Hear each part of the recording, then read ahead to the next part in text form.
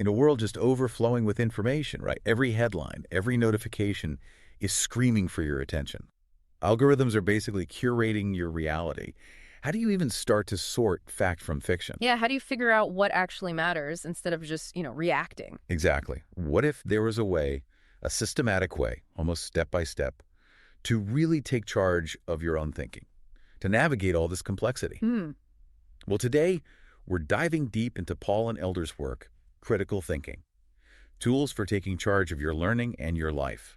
And this isn't just some academic text you forget about. Not at all. It's meant to be practical. Right. It's a powerful guide designed to empower you, to help you become a more deliberate, more fair-minded thinker, ready for life's real challenges. And just so you know, you're experiencing a unique two-host AI conversation today. This is powered by Google's Notebook LM, aiming for a deeper, more dynamic analysis of this really essential book. And the timing for this couldn't be better, honestly.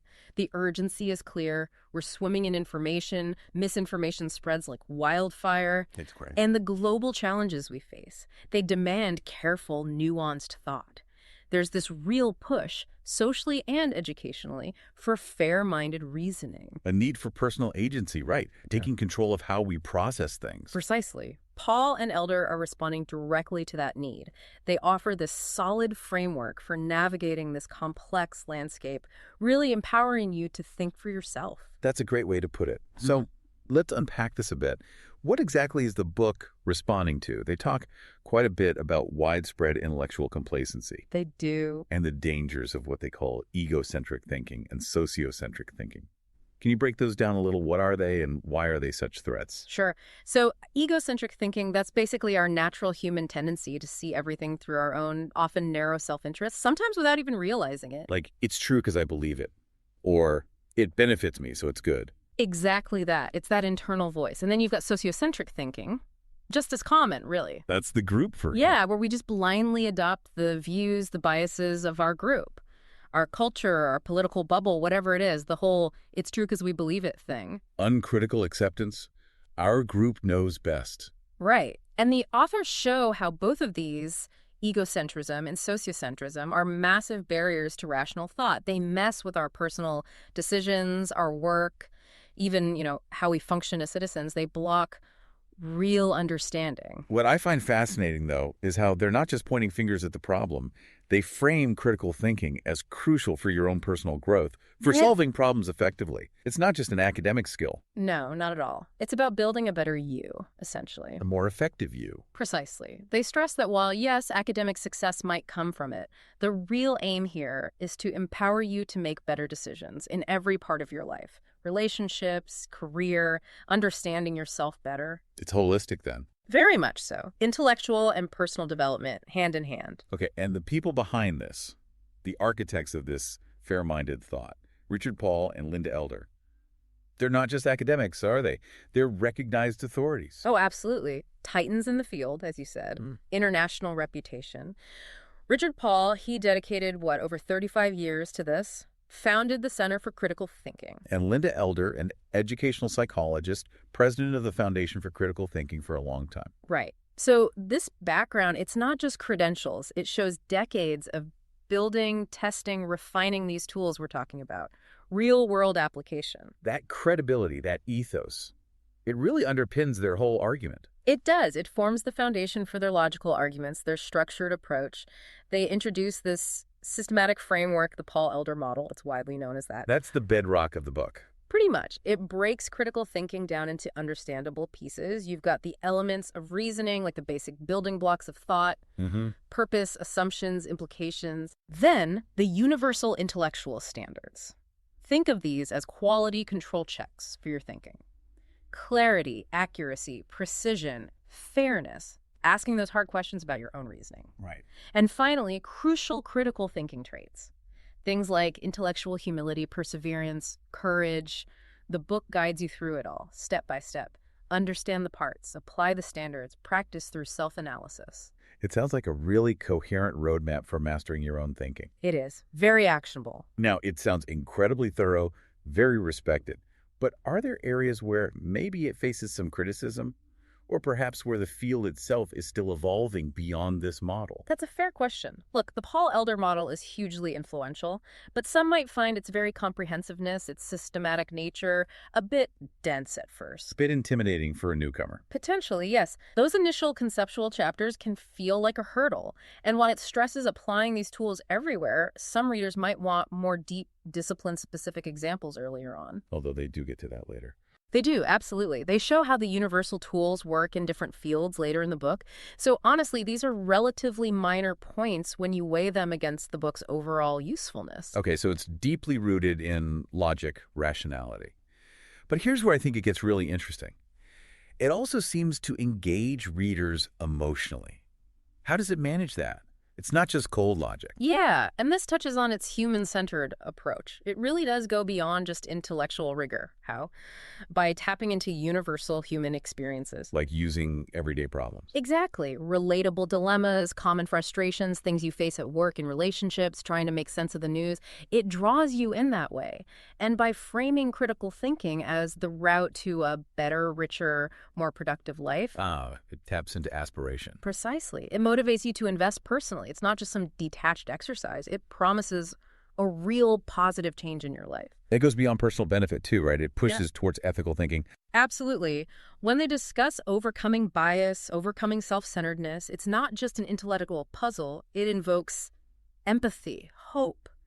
The book doesn't just teach how to think critically. It advocates for how you should use that thinking. Yes, it actively promotes intellectual virtues, fair-mindedness, humility, integrity. By tackling both the egocentric me-first thinking and the sociocentric my-group-first thinking, it really pushes for ethical growth. Thinking about the impact on others, on society. Consistently, it's about your moral compass, too. As we're getting into these really powerful ideas, just a reminder, you are experiencing a unique two-host AI conversation powered by Google's Notebook LM, designed for this kind of deeper book analysis. And if you're looking to integrate these insights even more deeply, don't forget to check out our Mindful Moments over on our YouTube channel. It offers AI book analysis aimed at sparking reflection and rational thought. Good point. So, okay, we have these complex ideas, this ethical dimension. How does the book actually deliver all this effectively to such a wide audience? College students, professionals, just lifelong learners.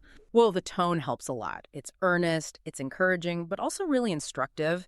And crucially, it's clear, very accessible. They manage that mix of academic terms and clear explanations well. Exceptionally well. They define terms, they explain concepts simply, making sure you're not left behind.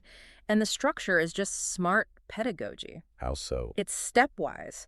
Foundational ideas first, then building skills, then applying them, then reflecting critically.